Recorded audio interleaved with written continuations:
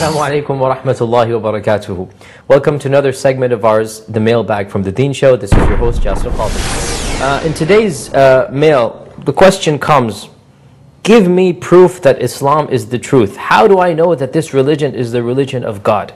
Well, I have to say that is a very good question. It's a very profound question, and it is a question that every single person should be asking himself or herself who is not a Muslim. Well, why do people believe this? Why are Muslims believing that they have the right faith? What makes them believe this? So this is a very sensible question, and we welcome such questions, and this is exactly the type of spirit and attitude that we're looking for. Just tell me, how do I know this is true? What is your evidence? I'm a Christian, I'm a Jew, I'm a Hindu, I'm a Buddhist, you're a Muslim. You say you're right, my father said he's right. How do I know who's right? That's exactly the question that we want.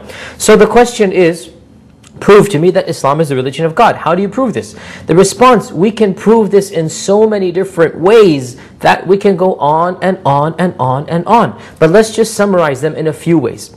First and foremost, the concept of God in the religion of Islam, vis-a-vis the concept of God in other religions. When you look at the religion of Islam and you see how Muslims view their God, you realize that there is no other religion on earth that has such a simple and logical and rational belief, a belief that appeals to every single human being. We believe that there is one God, not a plural, not a multiplicity of God, not a plurality of gods, not a group of gods and goddesses and mini-gods and demigods and the children of gods and the parents of gods. No, there is one ultimate God who created everything around us, who is all-powerful and almighty, and this is known by His creation. His creation is so perfect and beautiful. His creation is in such harmony and synchronization that He Himself must have the greatest powers and the most wisdom and the most knowledge for Him to have created all of this.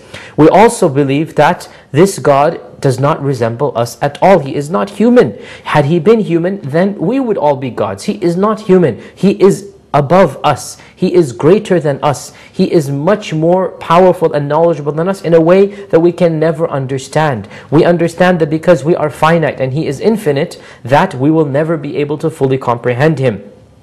We also believe that this God is so perfect and beautiful that He is worthy of being worshipped because of who He is, because of His mercy, because of His love, because of His knowledge, because of His power. The greatest thing that we can do is to worship Him. And that is exactly what our religion tells us. Our holy book, the Quran, says that God speaks and He says, the only reason I have created you is so that you may worship me. I don't want anything from you. I don't even need your worship. But if you worship me, this will be for your own good. And this is exactly what we believe as Muslims, that God does not need anything. Also, another proof that can prove this is the religious teachings of the religion of Islam. When you look at the concept of prophethood, the concept of the hereafter, when you look at these basic fundamental tenets of Islam, then we see that this is an all-perfect religion in contrast to other religions. Other religions, they believe about God that which is impermissible to believe, that which is illogical to believe. To claim that God is more than one is illogical, because had there been more than one God, we wouldn't find this perfect harmony in the creation. The very synchronization of the world around us, the perfect blend of everything around us shows that there is one God at work. Had there been a multiplicity of gods, a plurality of gods, then each God would be fighting with the other God. Each God would show destruction and chaos to the other God, and we don't see this in the world around us. Also, the fact that other religions teach that some religions deny prophets, others affirm them. Even those that affirm them, they affirm prophets that are not prophets of God. They affirm them doing things that don't make any sense. They affirm prophets who are murderers and thieves. They affirm prophets who lie and cheat and steal. They affirm, they believe in prophets who fornicate and who commit incest and who become drunk. And that is something that if your own friend were to do it, you would cut yourself off from him. How about if you ascribe this to the Prophet of God? So we believe that the prophets of God are the most perfect of men. They don't commit such major and evil and heinous deeds and crimes. They are righteous and noble and holy people. people, and they come with the best teachings of God, and that is exactly what our religion tells us. A belief in the hereafter as well. So we said three things: belief in God, belief in the prophets, and belief in hereafter. These three fundamentals are so perfect in Islam. We believe that there is a life after this life. We believe that after we die, that is not the end of our lives. There shall be another life after that. And that life, which is called the life of the hereafter, is a life which will be based upon this life. And we will be rewarded or punished based upon our deeds for this life. In this world, we find people who disobey God, who flaunt their arrogance, and yet they live seemingly comfortable lives.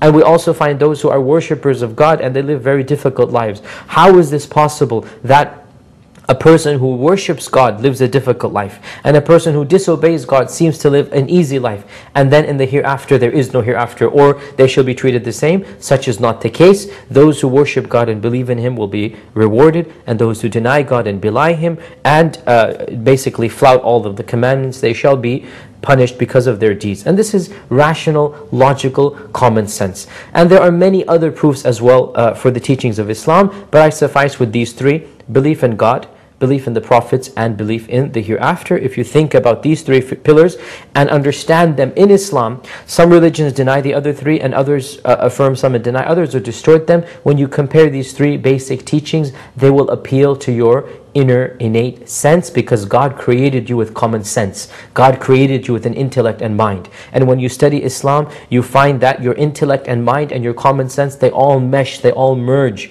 they all complement the true teachings of Islam. And when you study other religions, you find that your common sense does not appeal to them. You reject them. It doesn't make any sense to you, because God is the one who reveals the books, and He has created you with common sense, and the two have to merge together. And that only occurs in the religion of Islam. So in conclusion, I ask you to think about these teachings, and then also to pray to God. You don't even have to call Him by a name. Just say, "O you who created me. O you who created me and all that is around me, I invoke you, I pray to you, I beseech you to guide me to the truth." That's a fair deal. I can pray this, and I ask you to pray this as well. And if you are sincere, then God will be sincere to you. I hope that suffices in a brief response to this question. And I hope to see you next time on the Mailbag on the Deen Show. Until then, Assalamu alaikum wa rahmatullahi wa barakatuh.